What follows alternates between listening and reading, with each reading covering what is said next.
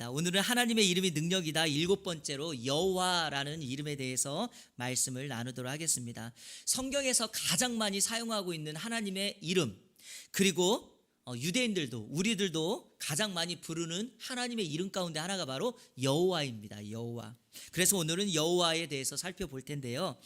성경에서는 여호와라는 단어와 함께 또 뒤에 하나님의 이름을 붙여서 여호와 이레, 여호와 니시 이러한 이름들을 붙여서 여호와를 사용합니다. 자, 다음 주부터는요, 이 여호와 이레부터 시작해서 여호와의 이름이 붙어 있는 이 하나님의 고유한 이름을 살펴볼 텐데요. 않았습니다.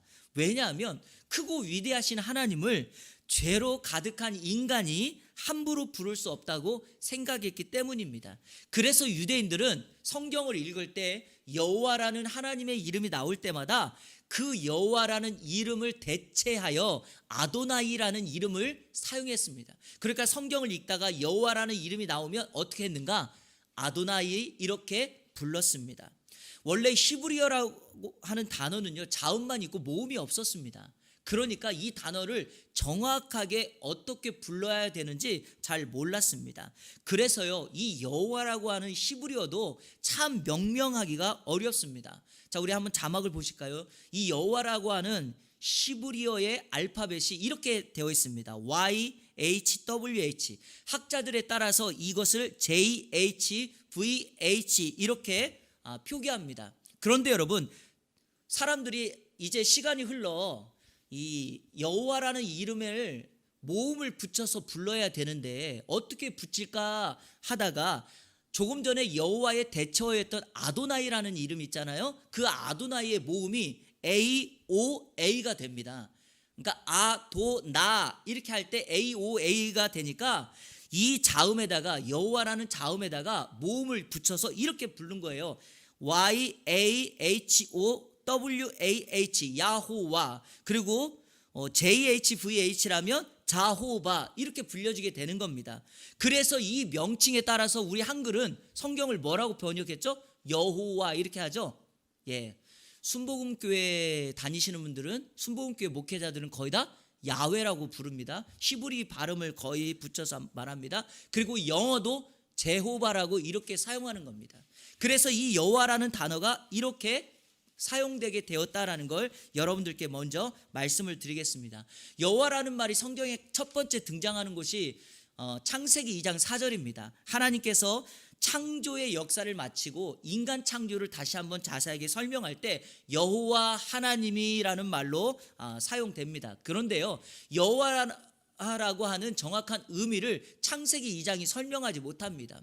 여호와, 이 이름의 가장 정확하고 이름에 합당한 뜻이 바로 우리가 읽은 오늘 본문 출애굽기 3장에 기록되어 있습니다. 그래서 저는 오늘 이 말씀을 본문으로 삼았습니다. 출애굽기 3장은 모세의 소명기사라고 불려지는 말씀입니다. 하나님께서 이스라엘 백성들을 그들이 애굽에서 가장 힘들고 암울한 시간을 보내고 있을 때, 즉 애굽에서 종살이를 하고 있던 때 하나님께서 그때 모세라고 하는 사람을 불러 이스라엘 백성들을 출애굽 시킵니다.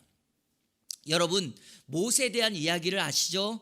그가 40년 동안의 왕궁에서 왕자로 살다가 40년 동안 미디안 광야에서 살아갈 그때 모세 나이 80세에 하나님께서 모세를 부릅니다. 여러분, 하나님께서 인간을 사용하시는 방법이 우리가 생각하는 방식과 다르다라는 것을 꼭 기억하셔야 됩니다. 우리 생각 같아서는 하나님께서 모세를 쓰실 때 40세 때 쓰시면 가장 좋습니다. 왜 그렇죠?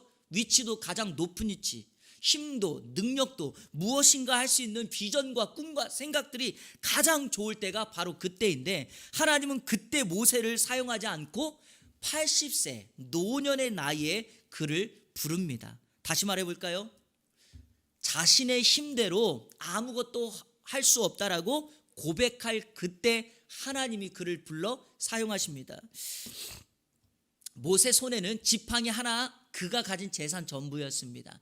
그가 치고 있는 양들도 자기의 양이 아니라 장인의 양이었고, 재산 하나 없고 왕궁에서 쫓겨나와 도망자 신세로 살고 있었던 그때 하나님께서 모세에게 나타나 당신의 계획과 당신의 뜻을 모세에게 가르쳐 줍니다. 여러분, 하나님의 일하심의 방법 성경을 보면 이렇게 기록되어 있습니다. 고린도전서 1장 26절부터 29절입니다. 왜 하나님이 모세를 80세에 불렀는가? 제가 한번 읽어보겠습니다. 형제들아, 너희를 부르심을 보라. 육체를 따라 지혜로운 자가 많지 아니하며 능한 자가 많지 아니하며 문벌 좋은 자가 많지 아니하도다. 무슨 말이냐면 하나님이 부른 사람들 보면 그 사람이 학식이 좋아서 문벌이 좋아서가 아니라는 겁니다. 자, 27절. 그러나 하나님께서 세상에 미련한 것들을 택하사 지혜 있는 자들을 부끄럽게 하려 하시고 세상에 약한 것들을 택하사 강한 것들을 부끄럽게 하려 하시며 하나님께서 세상에 천한 것들과 멸시받는 것들과 없는 것들을 택하사 있는 것들을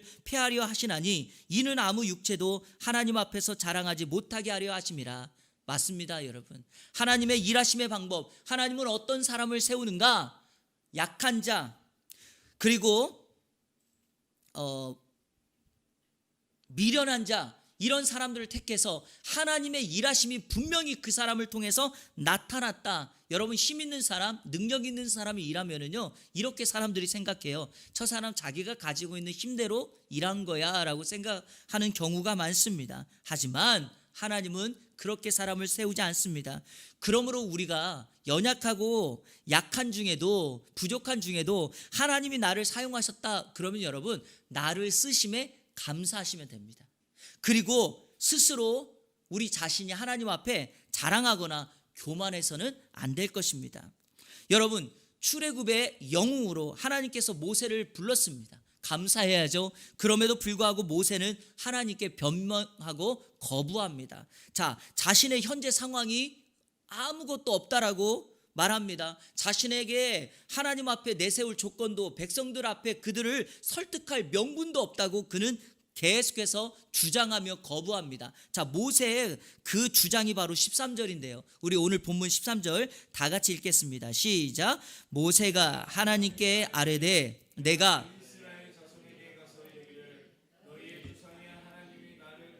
보내셨다 하면 그들이 내게 묻기를 그의 이름이 무엇이냐 하리니 내가 무엇이라고 그들에게 말하리까. 모세를 불러 지도자를 삼은 하나님의 이름이 무엇입니까? 백성들이 이렇게 묻는다면 뭐라고 대답을 해야 됩니까? 모세가 하나님 앞에 이렇게 말했다는 것은요, 지금 모세도 자신을 부르신 하나님, 자신 앞에 서 있는 하나님이 누구인가를 정확하게 몰랐다는 말입니다. 여러분, 이게 문제입니다. 우리가 신앙생활을 하지만 하나님을 모르면, 하나님에 대해 무지하면 항상 오해가 생기고요, 그 하나님에 대한 생각을 다른 방식으로 하게 됩니다. 그래서 우리의 신앙이 자꾸만 하나님과 가까워지는 것이 아니라 멀어지는 것입니다. 자, 이러한 대표적인 신뢰가 누구인가? 달란트 비유에서 한 달란트 받은 사람이 이러합니다. 하나님을 인색한 사람으로 여기니 그는 달란트를 받아 땅에 숨겨놓은 것입니다. 그러나 여러분, 하나님께서 일꾼들에게 달란트를 맡겨주셨을 때 2달란트, 5달란트 받은 사람은 감사하며 부족한 자신에게 이와 같은 사명을 주신 것 때문에 나가서 열심히 일하지 않습니까? 바로 이것입니다. 모세가 마찬가지입니다. 자신을 부르시고 자신 앞에 서 있는 하나님이 여호와인지를 모르니까 사람들이 하나님을 누구냐라고 물으면 내가 뭐라고 말해야 됩니까? 그때 우리 하나님께서 모세에게 자신의 이름을 다음과 같이 알려줍니다. 14절. 하나님이 모세에게 이르시되 나는 스스로 있는 자이니라. 또 이르시되 너는 이스라엘 자손에게 이같이 이르기를 스스로 있는 자가 나를 너희에게 보내셨다 하라. 하나님이 자신을 누구라고 말합니까? 나는 스스로 있는 자다. 너는 백성들 앞에 가서 이렇게 말을 해라. 나를 보낸 하나님은 스스로 있는 자입니다. 여러분, 스스로 있는 자, 이 이름이 바로 여호와입니다. 그래서 여호와라고 하는 이름은 바로 스스로 있는 자. 자, 오늘 본문에서 그러면 이 스스로 있는 자 여호와는 어떤 분인가? 여러분과 함께 말씀을 나누며 이 하나님에 대한 분명한 이해가 오늘 있어서 이번 한 주간 이 여호와, 그분의 이름을 부르며 승리의 삶을 살아가는 저와 여러분들 되시기를 주님의 이름으로 축원합니다. 첫째로 여호와는요, 영원하신 하나님이에요. 영원하신 하나님. 자, 스스로 있는 자 여호와라는 단어적인 의미를 좀 설명해 드리겠습니다. 스스로 있는 자는 스스로 있다라는 동사에서 나온 단어인데요. 이 하야라는 히브리어를 썼는데 이게 바로 존재하다, 실제하다 이런 뜻이에요. 이 하야라는 말을요, 영어 번역 그대로 하면 그냥 투비예요. 투비, 뭐뭐 되다. 여기에서 나온 단어가 여호와, 스스로 있는 자 이런 뜻이에요. 자, 이거는 좀 어렵기 때문에 한번 자막을 보시고 영어 문장을 이렇게 썼습니다. 스스로 있는 자, 이 뜻이 뭐냐? I am that I am, I am who I am. 이거를 한국말로 번역하면 뭔지 아세요? 나는 나다. 자, 한번 저를 따라해 보세요. 나다 이거예요. 그러니까 여호와 스스로 있는 자, 이게 무슨 뜻이냐? 그냥 나야 이 말이에요. 이해가 되십니까? 예, 두려움에 떨고 있는 아이에게, 그리고 천둥 번개가 쳐서 이불을 뒤집어 쓰고 있는 아이에게 아빠가 방문을 열고 방문을 여는 소리가 나니까 아이가 누구세요? 그러니까 아빠가 뭐라고 해요? 나야, 이런 의미예요. 너의 아버지야, 너의 하나님이야. 이게 바로 여러분 스스로 있는 자예요. 그런데 이 말을요, 관주에 보면은 이렇게도 달려 있어요. 영어 관주에 보면 이 단어를 미래형으로 이렇게도 써요. I will be what I will be. 나는 있을 것이야. 그러니까 무슨 말입니까, 여러분? 현재에도 나는 나야, 앞으로도 나는 나로 있을 거야, 이 말이에요. 그러니까 여호와라는 이름이 무엇입니까? 과거에도 있었고 현재도 있었고 앞으로도 영원히 계신 하나님이다라는 것을 우리에게 가르쳐 주십니다. 할렐루야. 지금 그 여호와께서 저와 여러분과 함께 하시는 줄로 믿습니다. 하나님은 알파와 오메가, 처음과 끝이십니다. 그분은 변함이 없으십니다. 그래서 성경 15절 하반절에도 그분이 이렇게 말합니다. 이는 나의 영원한 이름이요 대대로 기억할 나의 칭호다. 뭐가요? 여호와가. 그러니까 이 여호와는 영원한 하나님이세요. 그리고 여기에는 그 하나님의 자기의 속성이 담겨져 있는 거죠. 나는 변함도 없고 영원하다. 우리가 하나님의 속성에는 두 가지가 있어요. 비공유적 속성이 있고요, 공유적 속성이 있습니다. 여러분, 공유적이라는 말은 공유한다는 거 아닙니까? 그러니까 하나님의 공유적 속성이라고 하는 것은 인간과 같은 속성을 가지고 있는 거죠. 예컨대 사랑하심, 진실하심, 신실하심, 선하심. 이거는 하나님만 가지고 있는 것이 아니라 여러분도 그렇죠? 그러니까 이거를 하나님과 인간이 같이 가지고 있는 속성이다 그래서 공유적 속성이라 그래요. 그런데 중요한 것은 하나님의 비공유적 속성이 있어요. 그건 뭐냐? 하나님만 가지고 있는 것. 우리가 6가지 대표가 있거든요. 한번 저를 따라해 볼까요? 전지, 전능, 무소, 부재, 영원, 불변.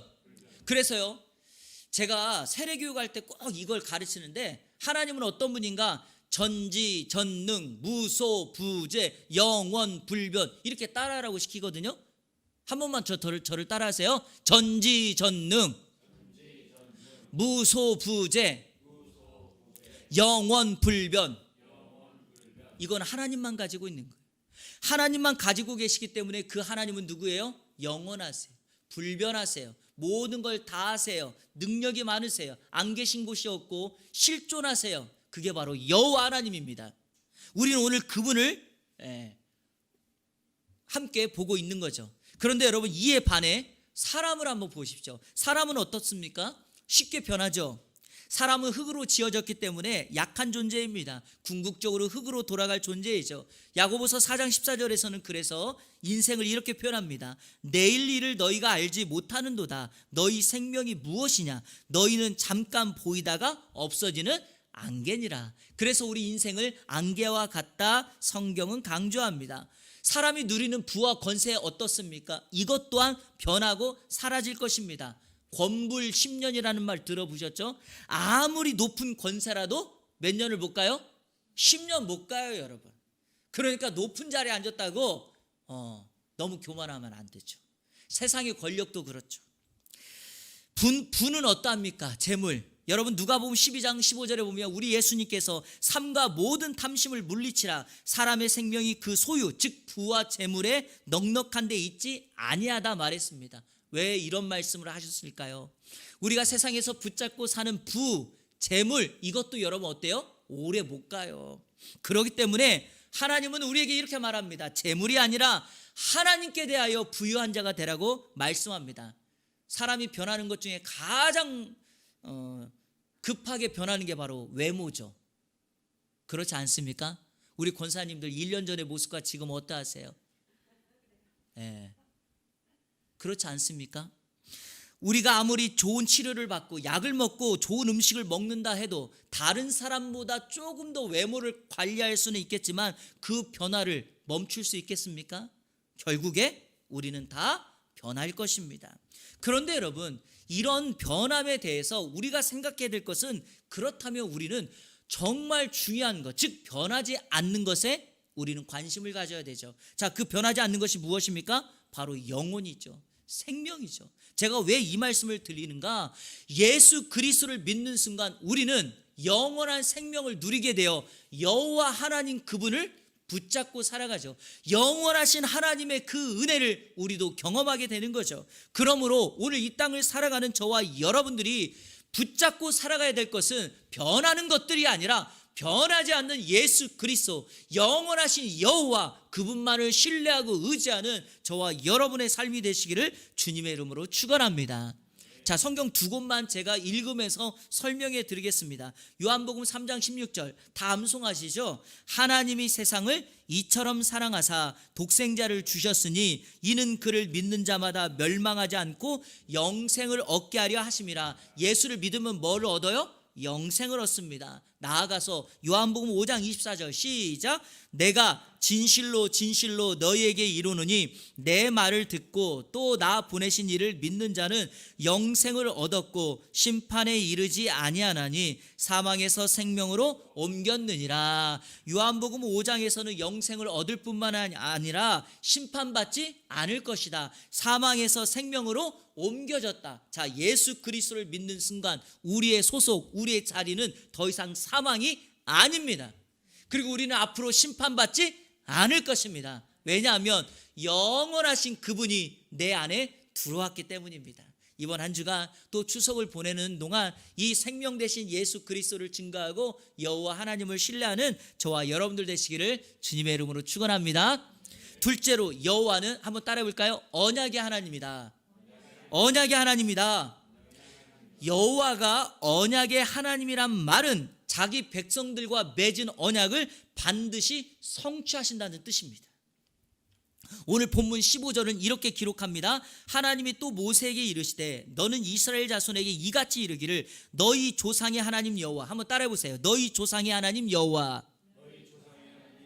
예. 자, 계속 성경을 읽어보면 제가 아브라함의 하나님, 이삭의 하나님, 야곱의 하나님께서 나를 너희에게 보내셨다 하라. 오늘 본문은 하나님을 조상의 하나님 여호와, 그러면서 그 하나님의 이름을 아브라함의 하나님, 이삭의 하나님, 야곱의 하나님이라 칭하고 있습니다. 이게 무슨 의미일까요, 여러분? 하나님이 아브라함과 맺었던 언약은 이삭에게도 연결되었고 야곱에게도 연결되었다라는 거죠. 자, 그 하나님을 믿는 우리에게도 이 언약은 연결되었다는 거예요. 내가 예수 그리스도를 믿는 순간 우리도 동일하게 이렇게 그 하나님을 부르는 거죠. 아브라함의 하나님, 나의 하나님, 이삭의 하나님, 나의 하나님, 야곱의 하나님, 나의 하나님. 그러니까 여러분, 하나님께서 우리와 맺은 언약, 성경 약속의 말씀을 반드시 뭐 하겠다? 성취하겠다 약속하시는 것입니다. 하나님은 언약을, 약속을 결코 잊지 않으십니다. 제가 앞서서 이야기 드렸던 하나님은 영원하시고 불변하시는 동시에 전지전능하시고 무소부재하신 하나님입니다. 그러므로 그분이 저와 여러분에게 한번 약속하시면, 손가락 걸면 그 약속은 반드시 이루어질 줄로 믿습니다. 자, 그러면 여러분, 하나님께서 모세에게 오늘 자신이 언약의 하나님이라는 것으로 여호와를 계시하신 이유가 뭘까요? 이유가 있어요. 이스라엘 백성들이 지금 어디에 있죠? 애굽에 머물고 있으니 시간은 400년이 지났고 지금 현재 상황은 축복의 자리에 앉아 있는 것이 아니라 일터에, 그것도 노동의 자리에 고된 노동으로 매일과 같이 힘든 삶을 살아가고 있으니, 아니 하나님의 백성이라고 말하는 우리가 이 이방 땅에서 노동하고 있으니 하나님은 정말 살아계신가? 하나님이 우리에게 약속하신 것을 하나님은 기억하고 계신가? 라는 그 언약이 희미해졌다는 겁니다. 그러니까 이 하나님을 잊어버리고 맙니다. 아마도 이스라엘 백성들은 애굽에서 언약은 고사하고 노예 생활만 하지 않아도 행복하겠다라고 생각했을지도 모릅니다. 바로 그때 하나님께서 모세를 이스라엘 백성들에게 보내시고 자신이 언약을 반드시 성취하겠다고 여호와로 나타나셔 그들을 위로하고 계시는 겁니다. 자, 여러분, 하나님의 궁극적인 위로의 말씀, 오늘 이 말씀이 여러분 꼭 기억하셔야 될 말씀인데, 출애굽기 3장 7절 앞절에서 이렇게 말합니다. 이 말씀 다 같이 읽겠습니다. 시작. 여호와께서 이르시되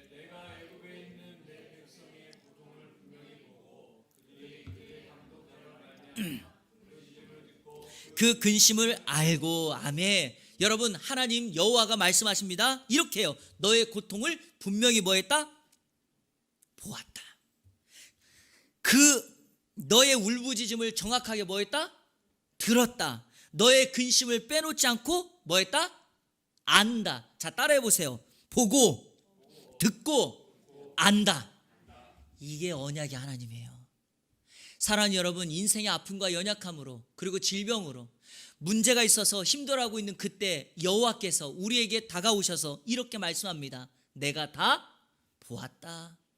내가 너의 아픔의 소리, 울부짖음 다 들었다. 내가 너의 형편과 상황을 다 안다. 우리 주님이 이렇게 말씀하십니다. 자, 시편 89편 34절 세번역 성경으로 같이 한번 읽어볼까요? 시작. 나는 내 언약을 깨트리지 않으며 내 입으로 말한 것은 결코 번복하지 않는다. 아멘. 하나님 번복하지 않아요. 그러니까 이스라엘 백성들이 400년을 애굽에서 있어도 반드시 그 약속을 성취하시는 하나님인 줄로 믿습니다. 미국 신시내티 공대에는 안종혁 교수라는 분이 있어요. 미국 코스타 강사이며 경영인이기도 한데요. 이 책을 썼어요. 이 길갈이라는 이 책의 저자입니다. 이 책의 저자예요. 어린 시절 너무 가난하고 힘들어서 일반 학교에 갈 수가 없어서 공업고등학교를 졸업하고 일찍부터 방직 공장에 다니며 일을 했습니다. 부모님과 함께 인천으로 이사를 오게 되었고요. 일하면서 저녁에는 공부에 열정이 있어서 야간대학에 다니며 졸업을 하였습니다. 어렵게 대학을 졸업하고 계속해서 공부하고자 하는 마음이 있어서 회사를 그만두기로 결정하고 대학원에 진학하기로 합니다. 그때 대학원에 진학하겠다라고 하는 말을 어머니께 하자 자신을 위해 매일 기도하시는 어머니께서 너무 잘 되었다고, 너는 앞으로 대학 교수가 되어서 학생들을 가르치고 연구하는 사람이 되면 좋겠다라고 격려해 주셨습니다. 대학원을 고민하던 아들에게 어머니께서 이렇게 말합니다. 이왕이면 서울대학교 공과대학에서 뽑는 교수위원회에 응시하라는 것이었습니다. 여러분, 이거 정말 어려운 과정, 지금도 그렇고요, 옛날에도 그랬어요. 그러면서 어머니께서 이렇게 말을 했습니다. 하나님께서 도우시면 불가능한 일은 없다. 그러면서 아들에게 이렇게 제안을 했습니다. 너 이번에 혹여라도 교수위원회에 합격하면 교회 출석하겠니? 이전까지 교회를 다니지 않았거든요. 그러니까 어머니의 기도의 힘을 좀 빌리고자 이 안종혁은 알겠다라고 대답을 했습니다. 그리고 시험을 보러 가는 그날 시험을 보면서 이 안종혁은 깜짝 놀랐다는 거예요. 하나님께서 어머니의 기도를 듣고 계시구나라는 생각을 했다는 거예요. 왜냐하면 시험을 푸는데 자신이 공부했던 그 문제가 다 나오는 거예요. 그러니까 스스로 생각하기에 하나님께서 우리 어머니의 기도를 들으셨구나라는 걸 생각하게 된 거죠. 자, 그렇게 해서 교회 나가게 되었고요. 서울대학교에서 석사과정을 마치고 미국 조지아 공대에 유학하여서 박사학위를 마쳤습니다. 그리고 미국에 거주하면서 미국 코스타에서 유학생들에게 말씀을 증거하고 많은 사람들에게 복음을 전하는데, 그가 이런 일련의 과정을 겪으면서 이렇게 고백하는 거예요. 자신이 하는 것이 아니라 하나님께서 이루시는구나. 그러면서 자신이 만난 하나님을 증거하면서 자신을 인도해 주셨던 하나님을 다음과 같이 고백해요. 이렇게요. 약하고 보잘것없는 인간이 하나님 앞에서 한 약속을 지킬 때 하나님은 지성과 학문의 세계에서도 그분이 진정한 주인이심을 보여주셨다. 여러분, 하나님과 약속한 것을 인간인 내가 지켰더니 하나님이 그 약속이 있지 않고 학문의 세계에서도 그 인생을 인도했다라고 그가 간증하고 고백하는 거죠. 여러분, 그에게 말씀으로 응답하신 하나님이 누굽니까? 여호와 스스로 있는 자, 언약의 하나님이십니다. 하나님은 우리가 하나님께 한 약속 결코 잊지 않습니다. 그리고 하나님이 우리에게 주시겠다라고 약속한 축복의 말씀도 결코 번복하지 않으십니다. 혹여라도 여러분, 왜 지금 이것이 이루어지지 않느냐고 원망이 드십니까? 그때는 한 가지 기억하셔야 돼요. 여러분보다 여러분의 자녀 세대에게 더 큰 은혜로 부어주시려고 우리 하나님은 준비하고 계신 줄로 믿습니다. 이번 한 주간 그 약속을 신실하게 지키시고 안종혁 교수처럼 신앙의 산 증인으로 살아가는 저와 여러분들 되시기를 축복합니다. 마지막 세 번째로 여호와는 예수님입니다. 한번 따라해 볼까요? 여호와는 예수님이다. 자, 여러분, 이스라엘 백성들이 성경에서 가장 많이 사용하고 가장 좋아하는 이름이 여호와인데 그 이유가 하나 있어요. 왜냐하면 이 여호와는 예수님의 이름이니까요. 예수라는 말이 이에수스, 히브리 말로는 여호수아 그러거든요. 근데 이 말의 정확한 뜻이 여호와가 구원자다, 이 뜻이거든요. 그러니까 여호와가 누구예요? 구원하시는 분이에요. 자, 구약에서는 여호와로 하나님께서 그 이름을 쓰셨지만 신약 시대에 와서 하나님이신 그분이, 여호와이신 그분이 인간의 몸을 입고 이 땅에 오지 않으셨습니까? 그러므로 그 하나님은 여호와인 거죠. 그리고 그 하나님이 예수님으로 성육신하신 거죠. 자, 요한복음 1장 14절, 말씀이 육신이 되어 우리 가운데 거하심에 우리가 그의 영광을 보니 아버지의 독생자의 영광이요 은혜와 진리가 충만하더라. 여호와 창조주이신 그분이 인간의 몸을 입고 이 땅에 오셨는데 누구로 오셨다고요? 예수로 오셨어요. 그분은 바로 여호와세요. 자, 그러면 성경은 구체적으로 예수님이 여호와라는 것을 어떻게 증거하는가? 제가 그 증명을 세 가지로 여러분들에게 간단하게 말씀드리겠습니다. 첫 번째 증거, 예수님이 자신을 여호와라고 계시한 거예요. 어떻게요? 여러분, 조금 전에 스스로 있는 자가 I am, who I am 그랬죠?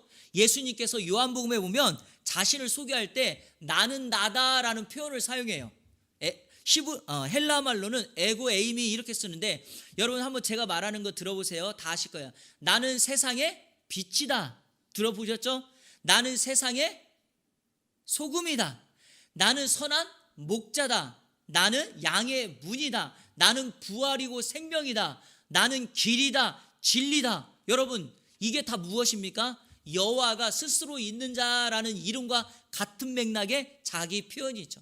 예수님께서는 자신이 나는 나다라고 하는 표현을 직접적으로 하고 있기에 우리는 그 예수님의 표현을 통하여 예수님이 여호와라는 걸 알 수 있죠. 자, 두 번째 증거가 있어요. 예수님께서 유대인들과 논쟁할 때 자기를 뭐라 그랬냐면 나는 아브라함 이전부터 존재하던 사람이다라고 얘기했어요. 요한복음 8장에 보면 가늠하다가 현장에서 잡힌 여인을 우리 주님이 회복시켜 주신 이후에 유대인들하고 이렇게 논쟁을 하는데 유대인들이 예수님께 이렇게 질문해요. 내가 아브라함보다 더 크냐? 그랬더니 예수님께서 요한복음 8장 58절에서 이렇게 말합니다. 자, 우리 한번 읽어볼게요. 쉬운 성경으로 여러분 이해하기 쉽게 시작. 예수님께서 대답하셨습니다. 내가 너희에게 진리를 말한다. 아브라함이 태어나기 전에도 나는 존재한다. 여러분, 이게 누굽니까? 여호와죠. 그래서 예수님은 자신이 유대인들과 논쟁할 때 나는 이미 여호와로 아브라함이 태어나기 이전부터 존재하던 자이다 라고 말씀했다는 거죠. 자, 세 번째 증거가 있어요. 자, 풍랑이는 바다에 예수님께서 바다를 걸어오시는 모습을 보고 제자들이 두려워 떨자 그때 예수님께서 뭐라고 말씀하십니까? 안심하라, 내니 두려워 말라 그럽니다. 자, 이 말씀은 누가복음을 제외하고 마태복음, 마가복음, 요한복음에 다 기록된 말씀이에요. 예수님을 유령으로 생각하는 제자들에게 우리 예수님께서 안심하라, 내니 두려워 말라. 여러분, 이것은요, 조금 전에 제가 여러분에게 말씀드렸던 여호와 그분께서 우리를 보고 듣고 알고 계신다라고 하는 말과 가장 정확한 표현이에요.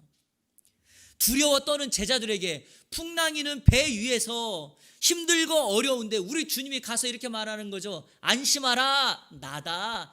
제가 조금 전에 말씀드렸죠. 천둥번개 치고 있는 그 날씨 속에 아이가 이불을 뒤집어 쓰고 있을 때 아빠가 와서 나다라고 하는 말을 듣는 아들이라면 여러분 어떤 마음이 들겠어요? 아빠가 왔구나, 이제 좀 안심이 든다, 이런 마음 들지 않겠습니까? 바로 그겁니다. 우리 예수님께서 여호와로 그 두려워 떨고 있는 제자들에게 안심해라, 나다. 안심해라, 내가 스스로 있는 자 여호와다. 이렇게 말씀하고 있는 거죠.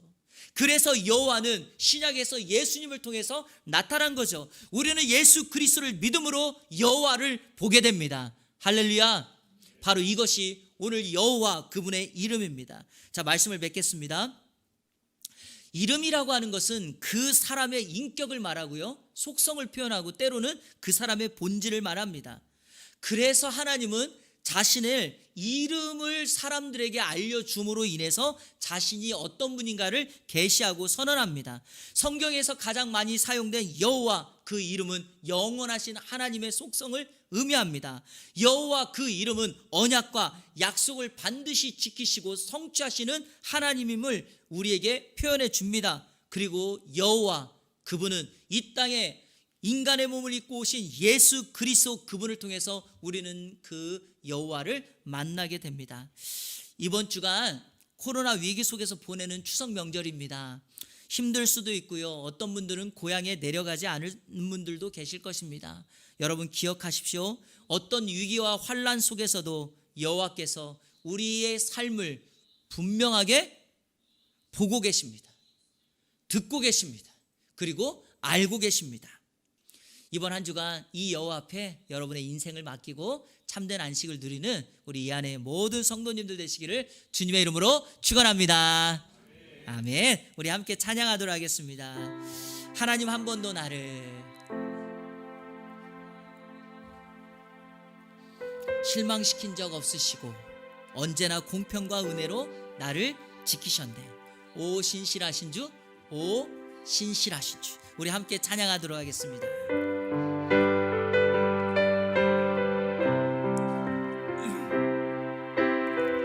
하나님, 한 번도 나를 실망시킨 적 없으시고 실망시킨 적 없으시고 언제나 공평과 은혜로 나를 지키셨네. 오 신실하신 주, 오 신실하신 주, 오 신실하신 주, 내 너를 떠나지도, 내 너를 떠나지도 않으리라. 내 너를 버리지도 않으리라. 약속하셨던 주님,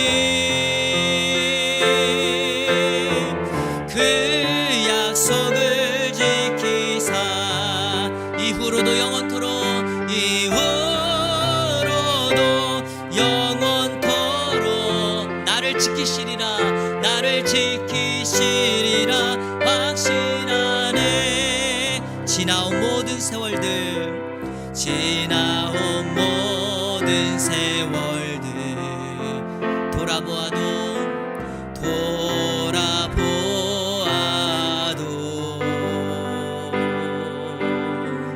그 어느 것 하나 주의 손길 안 미친 것 우리 다시 한번 2절 지나온 모든 세월들 고백합니다. 지나온 모든 세월들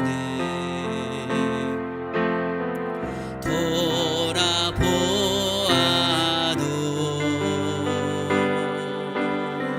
그 어느 것 하나 주의 손길 안 미친 것 전혀 없네. 아멘. 오 신실하신 주, 오 신실하신 주, 오 신실하신 주,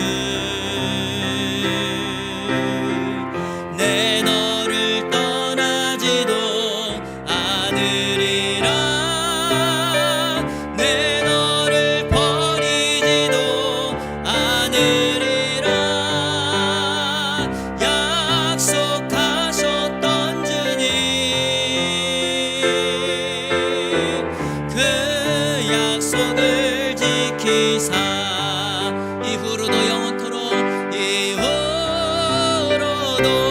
영원토록 나를 지키시리라 확신. 우리 다시 한번 오 신실하신 주, 오 신실하신 주, 오 신실하신 주, 오 신실하신 주. 내 너를 떠나지도 않으리라, 내 너를 버리지도 않으리라. 약속하셨던 주님, 그 약속을 지키사, 그 약속을 지키사 이후로도 영원토록 나를 지키시리라 확신하네. 아멘. 여러분, 우리가 연약하고 힘들어도 내가 연약하다고 해서 내가 믿고 있는 하나님께서 약하거나 부족한 것이 아닙니다. 하나님은 여전히 그 자리에 계셨고요, 하나님은 여전히 그 약속을 성취하실 것입니다. 기억하십시오. 이 하나님 잊지 않고 우리가 고백하며 우리 편에서 그 하나님 말을 신뢰한다며 신실하신 하나님께서, 여호와께서 우리에게 약속하셨던 모든 것들을 반드시 성취하시고 이후로도 영원토록 지키실 줄로 믿습니다. 그 하나님 붙잡고 이 시간 하나님 나를 지켜주시고 우리 가정을 지켜주시고 우리 자녀들, 그리고 우리의 사업장, 우리의 일터, 그리고 우리 이한교회를 붙잡아 주옵소서. 우리 다 같이 통성으로 기도합니다.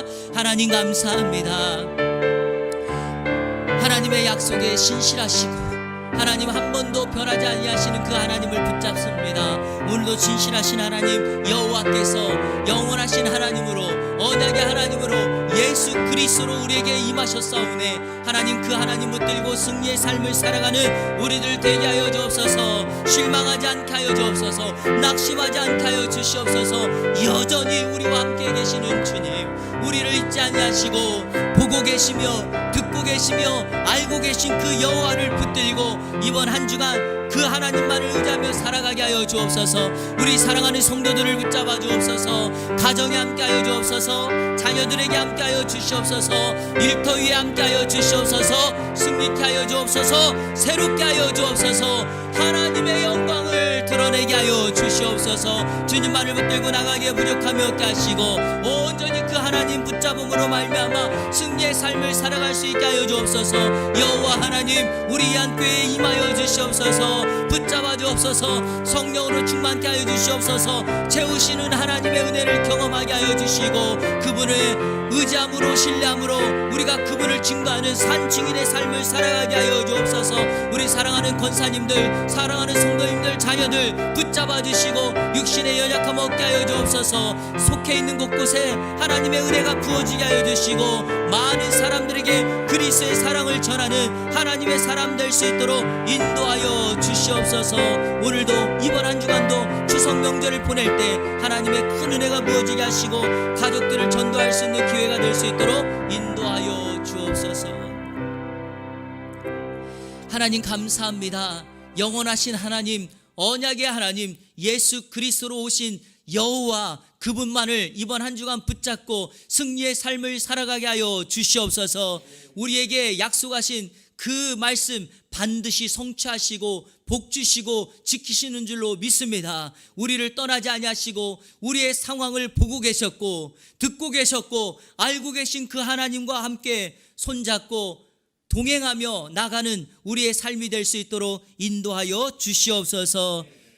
이번 추석 명절 하나님, 가족들과 모였을 때 예수의 사랑을 실천하게 하여 주시고 사회의 어수선한 상황 때문에 논쟁하지 않게 하여 주시고 온전히 섬기고 사랑을 실천함으로 말미암아 예수 그리스도의 향기를 흩날리고 돌아오는 우리 이 안에 모든 공동체가 될 수 있도록 인도하여 주시옵소서. 모든 것을 우리 주님께 맡기옵고 살아계신 예수 그리스도의 이름으로 기도하옵나이다. 아멘.